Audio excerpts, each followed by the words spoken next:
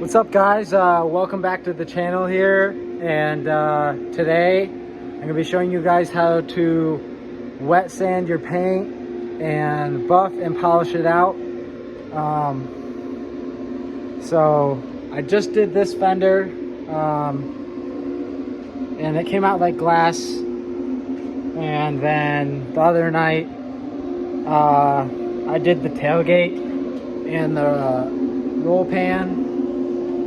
And the tailgate and the roll pan were already smooth, so I really wasn't trying to sand out orange peel on them. And most of the truck doesn't really have too much orange peel, so when I go to wet sand the rest of it, should be pretty easy. But my fenders had some pretty bad orange peel, so I had to sand it out. So it came out amazing. Now it doesn't even look, it just looks out of place on the truck, so I need to get the rest of the truck wet sanded, but it's pretty time consuming, especially if you're doing it by hand, which when I actually go to do the whole truck, I'm going to do it on a DA sander. So yeah, let me show you guys this fender. I don't know if you can see the orange peel in it. It's not horrible, but it's not, compared to the rest of the truck, it's not that good. So I'm gonna get the camera set up here, and I'll explain the first step. All right, guys, so the first step, you want to make sure it's clean, so wipe it down with some soapy water, which you'll also be using for your lubricant when you're sanding. So wipe it down, get it clean so you're not sanding in dirt or dust or whatnot. And you want to start with some 1500 grit wet sanding paper. So really all you got to do is spray some water on there and sand it. You can also tape off, you know, if you're just doing one panel, you can tape off the area, but if you're careful, you can just do it without any tape. So just spray down your area, and then spray your sandpaper, and you want to have a nice soft foam block. And all you got to do, just go on here and just sand. You want to be careful because you don't want to burn through, so don't sit in one spot and just sand forever. Just move around and just be careful. So yeah, just sand it, and you know, once you get the whole panel done, wipe it down, get it dry. And if you're trying to sand out orange peel, once you see that it's dry, you can look around and see if it's perfectly smooth, or if you see more shiny spots than others, then you can keep sanding and get that orange peel flattened out. So yeah, just simply go and sand. That's really all you gotta do for each step, and I'll get back to you guys when I get it completely sanded. So I got it sanded down to 1500 grit. Want to go back and look and see if it's flat or not. And you don't necessarily want to sand out all of the orange peel, because it will scratch easier if you do. So you know, you just want to come through, look at the panel along the side, and see if you can see that orange peel in there. And I can still see some, so I'm going to go back and sand it some more, and get it as flat as I want it to be, which is almost orange peel, but a little bit. Also, another tip when you're doing this, you don't want to sand all the way up on your edges here, because there's less clear coat there. So you just just want to be careful with that. Now, if you do a little bit, it's not a big deal, but you don't want to get it too thin to where you're burned through, or if you get it too thin, then you don't have the UV rejection as many. If you don't have as much clear coat on there, then you don't have the UV rejection as a thick layer of clear coat would have. So I'm gonna go back over this, get it flattened out some more, and get back to you guys when I get that done. All right, I just got everything sanded again in 1500 grit, and I got it to where I want it to be. It's pretty flat. You really can't see much of any orange peel in it now. So, you know, I just wiped it down, got it dry, and you want to make sure in every step you wipe it clean with the rag, get all that old water off from sanding, so you don't introduce any contaminants on your next stage of sanding. So next stage is 2000, and after that's 3000, and you can stop there, buff and polish, but I'm going to go to 5000 to make it a little faster in the buffing stage, and you know, get those sand scratches really refined, and you can get a better gloss, especially if you keep going higher to 8000 or whatever, you know. So yeah, you know, just sand with 2000, 3000, and then you can buff from there.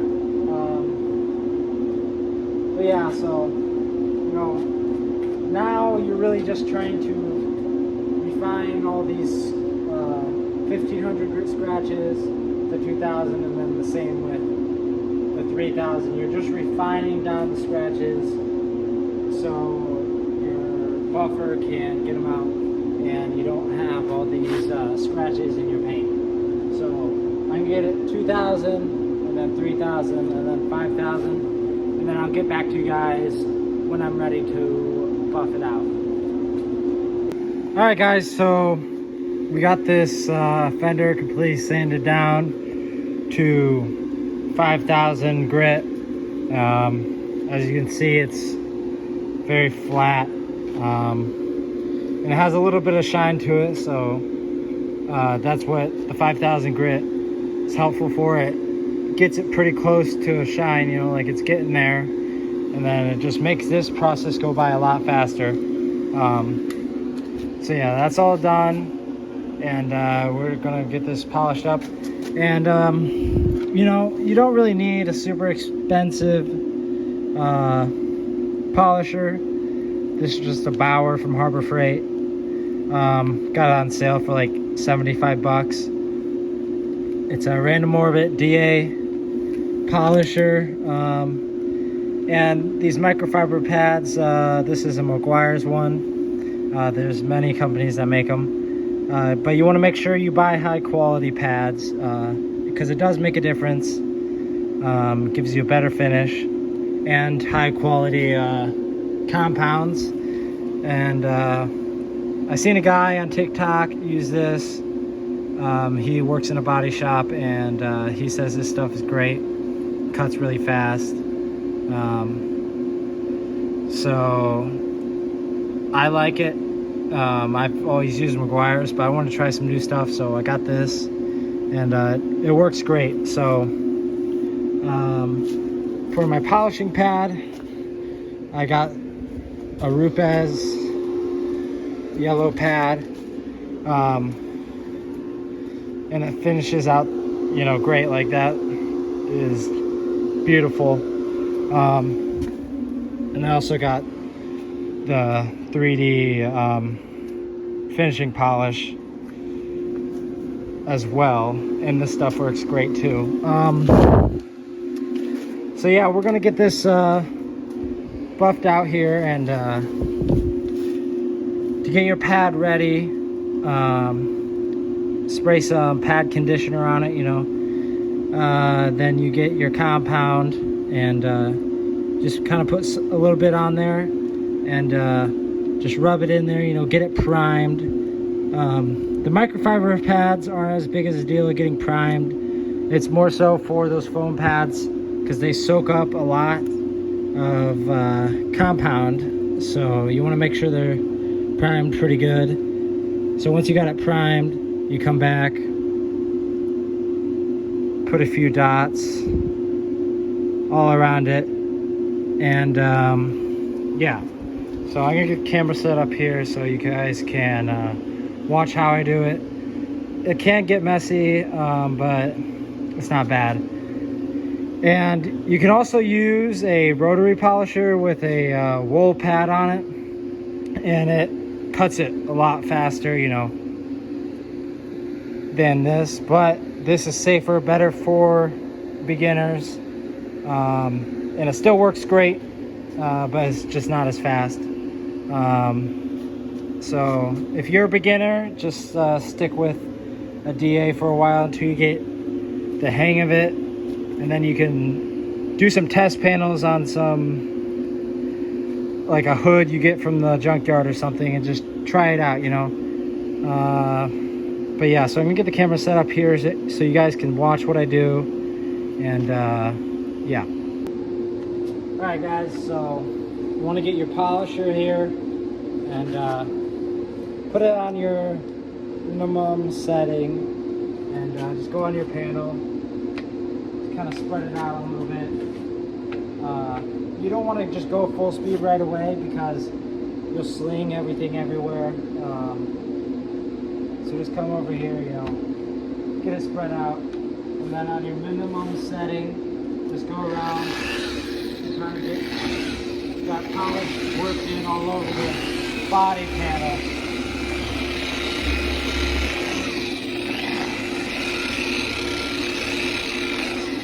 All right, now that you got it spread out there, on there evenly,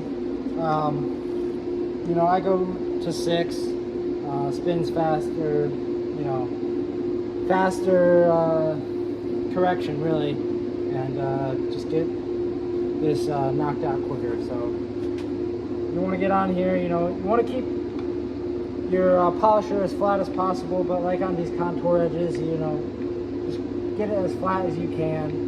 Don't dig into it, and don't sit in a place too long, because you can burn through. And for these, it takes a little longer, but on the rotary polisher, it's pretty quick. If you're sitting in one spot for too long, you can burn through. So just be aware of that, and let's get this buffed out here real quick.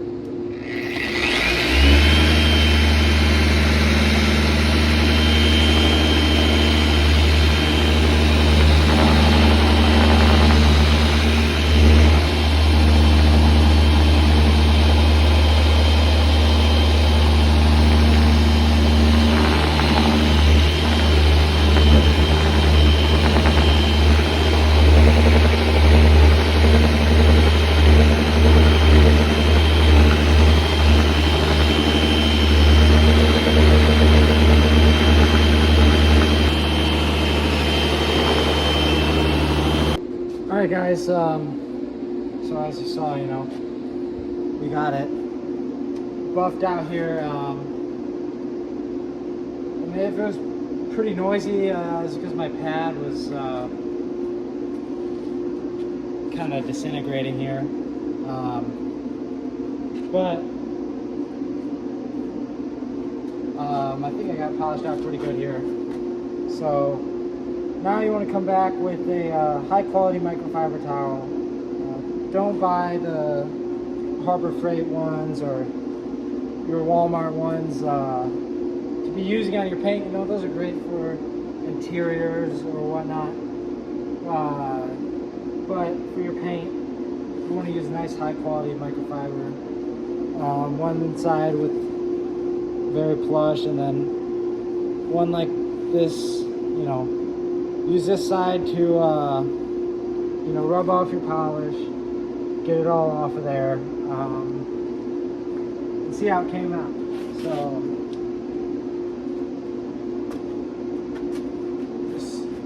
down here, rub it all off. Comes off pretty easy, especially if you're using, you know, that polish that I showed you guys. It's made to come off easy. Some polishes don't come off as easy as others.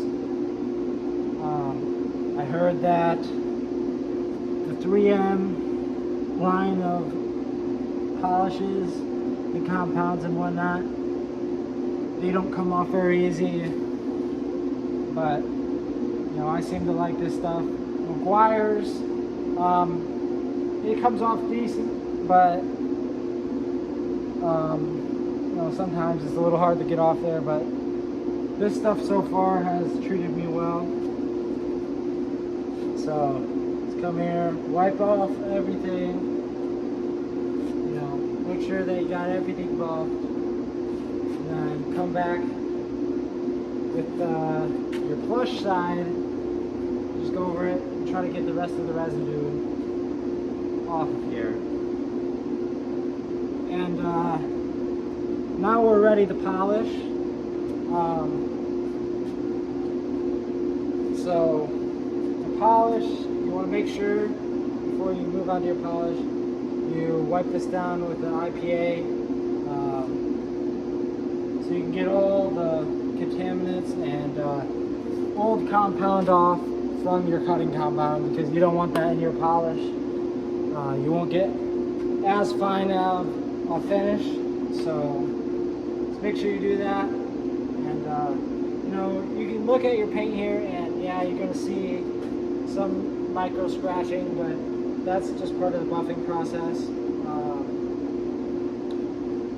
Your polish should take care of that and get it all out, so it's not a big deal. So just come back over here with the polish, and I'll catch you guys when it's all done. All right, you know, same thing before, prime the pad, 5 drops or so. Your polish, spread it out, low speed, and then just come back here, you know, do the same thing as when you're buffing. You can move a little faster, because it's basically all buffed out and the shine's back. You're just trying to get rid of the smaller scratches. Also, I like to run it at 5. I feel like I get pretty good results with that pretty quickly. So yeah, I mean, just do what works for you. What do you think that feels right? I personally like polishing on 5. All right, we're done here with the polish, and you want to come back, you know, with a plush microfiber towel. Different one from when you were wiping off the buffing compound, because you don't want to introduce the grit from your buffing compound into your polish, because you know, it'll just scratch it right back up. So you know, polish usually comes off a little easier than your buffing compound would, so it goes by a lot quicker. You know, at this step, you'll be ready to apply a ceramic coating if you wanted to, or even just a wax. Now I'm going to ceramic coat this truck, but I got about a few more weeks until I can apply a ceramic coating to the whole truck, because this truck is painted in different pieces. So like these fenders and the doors and the cab, that's all ready. It's been painted since January, but the rest of the stuff was more like May and April. So I mean, it's almost there, but I just want to make sure I don't apply it too early and have the clear coat peel or have any issues with my paint. So yeah, so I'll get this wiped off here, and I'll show you guys the results. All right guys, so we got it all wiped off here. As you can see, It came out amazing, same as the other side.